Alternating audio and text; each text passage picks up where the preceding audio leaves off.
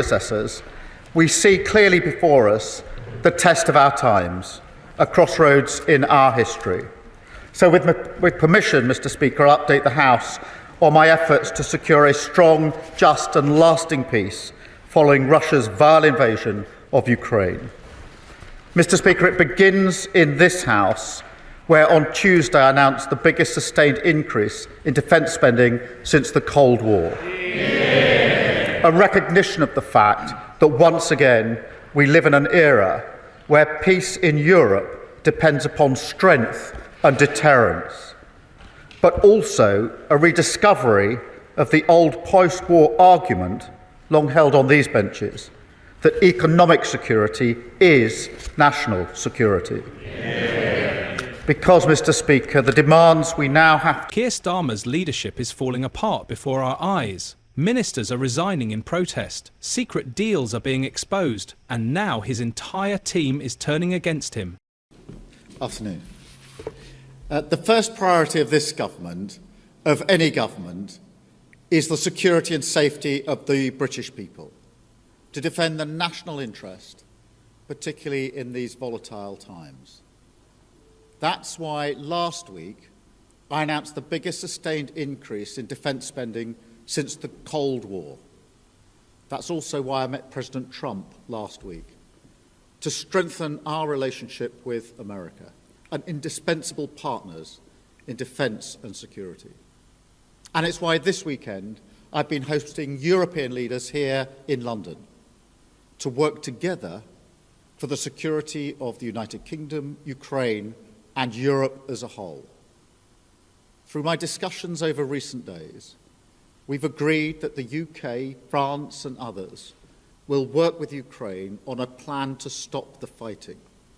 Then we'll discuss that plan with the United States and take it forward together. The shocking truth behind his brutal aid cuts and Ukraine betrayal has ignited a full-scale mutiny within Labour, and the fallout is worse than anyone imagined. Is this the beginning of the end for Starmer and his government? Will he be forced to resign as the party crumbles around him? Welcome you in the United Kingdom. Thank you once again. Thank you very much. What a beautiful accent. I would have been president 20 years ago if I had that accent. Thank you very much.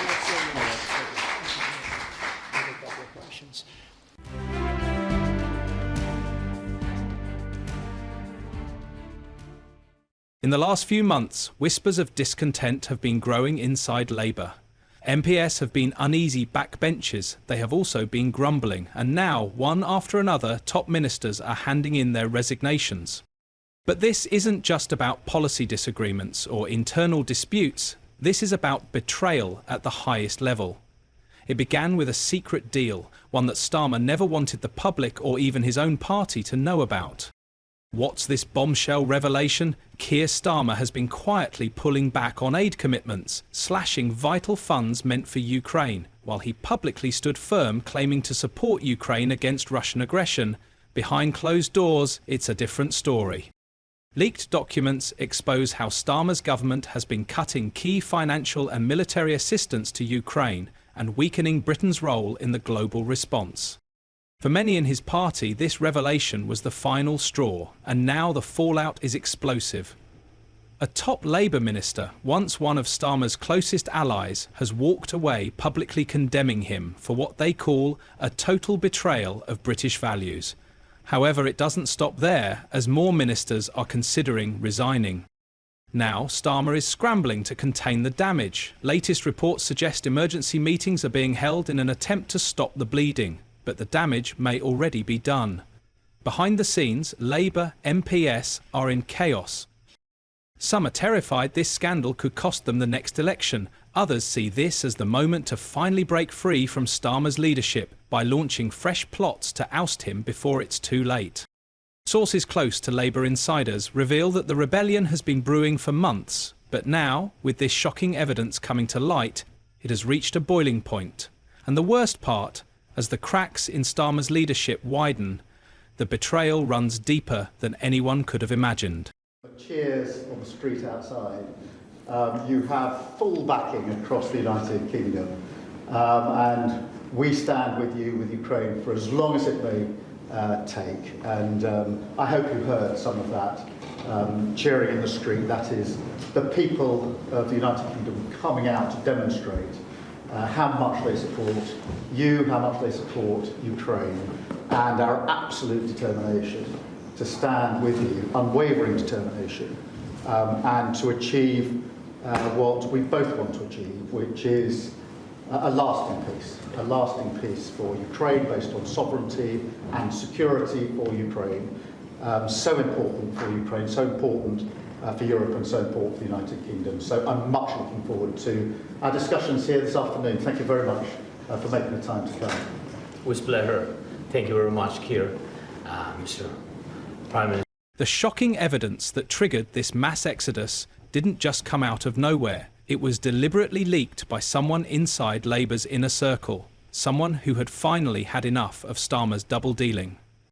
This insider, reportedly a high-ranking official, had access to confidential documents proving that Starmer's team had been actively working behind the scenes to scale back aid commitments while presenting a completely different narrative to the public. The documents detail internal discussions where key figures within Labour expressed concerns about how voters would react if they discovered the truth.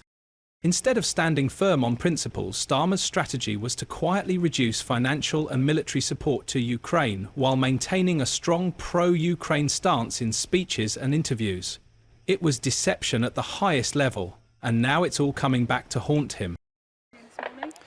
6 months after the start of the conflict in Ukraine, I've been here in Salisbury Plain looking and watching Ukrainian troops being trained by British troops here with live rounds, simulating the situation they're going to be facing. That's given me the opportunity to say and to reiterate Labour's commitment and support for the Ukrainian people and our unshakable support for NATO and our allies. And I've been so impressed with the training I've seen here.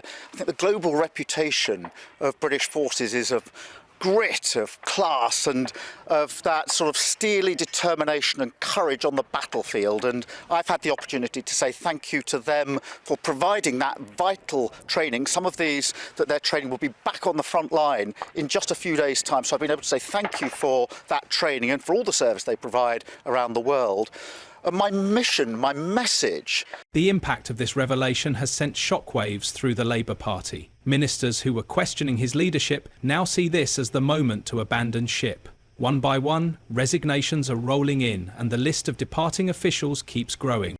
Sources within Westminster suggest that Starmer is furious, holding emergency crisis talks to stop the situation from spiralling out of control. But the problem isn't just those who are leaving, it's the ones who are staying no longer trust him. MPS are secretly meeting to discuss whether they can continue under his leadership, while whispers of a no-confidence vote have started to circulate. Some people within the party believe that if Starmer doesn't resign voluntarily, he could be pushed out, with internal factions already plotting his downfall. Meanwhile, the public reaction has been swift and brutal. Social media is ablaze with criticism, and opposition parties are wasting no time in capitalising on the scandal, with Conservative MPS calling it the biggest Labour betrayal in modern history. We must keep the military aid to Ukraine flowing, keep increasing the economic pressure on Russia, and to that end, alongside our partnership on air defence, we're doubling down on military aid. Already this year, we've taken our support to record levels. But on Saturday, we also agreed a new £2.2 billion loan for Ukraine, backed not by the British taxpayer, but by the profits from frozen Russian assets. But that isn't the craziest part. Even members of Starmer's own party are struggling to defend him, as voters who once saw him as a steady alternative to the chaos of previous years are now questioning whether he can be trusted at all. The timing couldn't be worse. Labour had been riding high in the polls, seemingly on course for a strong election victory, but now that momentum is in serious jeopardy, and just when it seemed like things couldn't get any worse, a new revelation has emerged, suggesting that Starmer's team may have actively suppressed dissent within Labour. This was done by pressuring MPS to stay silent about the aid cuts. Insiders claimed that those who raised concerns were warned not to speak out, and told that any public criticism would be seen as damaging to the party's election prospects. With this kind of internal manipulation, it all but confirmed exactly what many had feared: a leadership obsessed with control and willing to mislead its own party to maintain power. The scandal is growing by the hour, and Starmer's grip on the Labour Party is slipping faster than anyone expected. As more details emerge, it's becoming clear that this wasn't just a simple case of political mismanagement. Instead, it was a deliberate effort to mislead both the public and key figures within the Labour Party. The leaked documents didn't just expose Labour's quiet rollback of aid commitments. They revealed secret meetings where top advisors strategized on how to sell the cuts without triggering a public backlash. Internal emails show clear discussions about the risks of exposure, with some members warning that if the truth came out, it could shatter trust in Starmer's leadership. There are so many ways out of this, but the idea that Keir Starmer and his band of merry men and women and non-binary people basically all have this great idea that they're going to raise a load of money, which they can then give to the train drivers or the train operators or the bleeding junior doctors or whatever it is, so that the world can be a better place for people in the public sector. Well, no. How about you get rid of some of the people in the public sector, and then you can finally save some money, and then you can put some more money into the public sector if you wish. Stop spending it on people who don't need any more money. Stop nicking it from the people who create the wealth in this country, and stop ruining the bloody economy, you complete plonker, Starmer. Now, that very nightmare might become a reality. The backlash inside Labour is turning into an all-out mutiny as a growing number of MPS are breaking their silence, openly criticising Starmer's handling of the scandal. Some are calling his leadership untenable, while others are demanding immediate answers about who knew what and when. Mr. Speaker, he has nothing to offer except platitudes.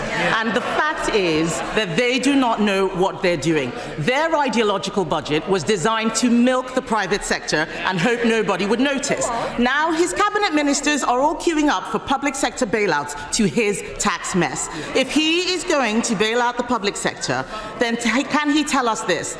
Does he think it is appropriate, as the Ministry for Housing has done, to approve a 4-day week for councils that is not flexible working, but is actually part-time work for full-time pay? Even Labour members who once defended Starmer are beginning to distance themselves, afraid of being dragged down with him. The fear is spreading fast. But this isn't just about one leader's mistakes. It's about the party's entire credibility being thrown into question.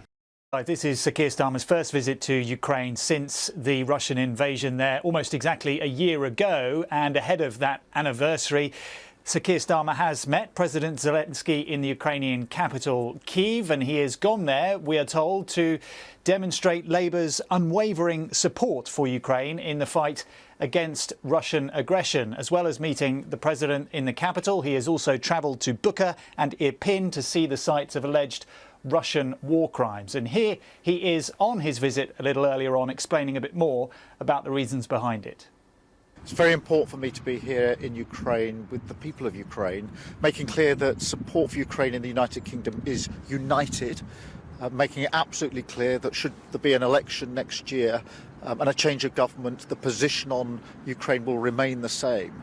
But also not just showing our support for the conflict, which of course we must show, but also joining with them in their cause. For instance, if Starmer was willing to hide critical policy decisions from his own MPS, what else has he been keeping from them?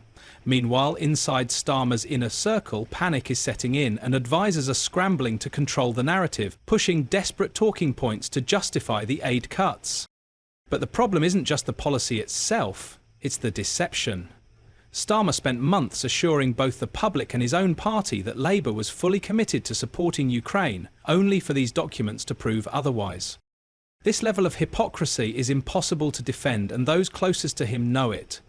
We don't know what the future holds for Starmer, but one thing is for sure: his leadership is in jeopardy, and he needs to find a way to rescue it. If you enjoyed this political discussion, like the video and subscribe to the channel for more fascinating political content.